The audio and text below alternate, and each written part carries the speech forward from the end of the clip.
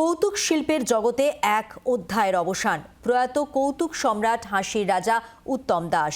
মৃত্যুকালে বয়স হয়েছিল ৬৮ বছর। বুকে সংক্রমণ নিয়ে বাইপাসের ধারে একটি বেসরকারি হাসপাতালে ভর্তি ছিলেন, আর সেখানেই শেষ নিঃশ্বাস ত্যাগ করেন তিনি। সংক্রমণের জেরে ফুসফুস সম্পূর্ণ নষ্ট হয়ে গিয়েছিল। চিকিৎসকদের শত চেষ্টাও আর কাজে দিল না। ৮০ দশকের রেডিও টেপ রেকর্ডারের যুগে মঞ্চ মাতিয়ে রাখতে উত্তম দাসের জুড়ি ভার ছিল। কৌতুক শিল্পী হিসেবে তো বটেই, মঞ্চে উপস্থাপক হিসেবেও অত্যন্ত জনপ্রিয় ছিলেন তিনি। তাঁর প্রয়াণে শোকস্তব্ধ কৌতুক জগৎ সহ সমগ্র শিল্পী মহল।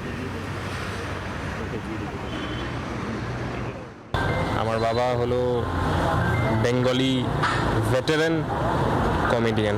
তার স্টেজ নেম হলো হাসির রাজা উত্তম দাস। আমার বাবা স্টেজ ফাংশন করতো।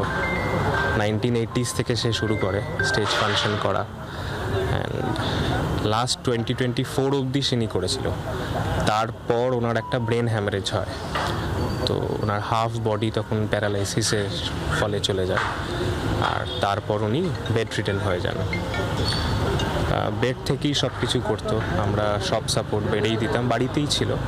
তারপরেই 8-10 দিন আগে একটা এমন লাংস ইনফেকশন হয়, তারপর তাকে হসপিটালাইজ করতে হয়, অ্যান্ড ভেন্টিলেশন সাপোর্টই এতদিন ছিল।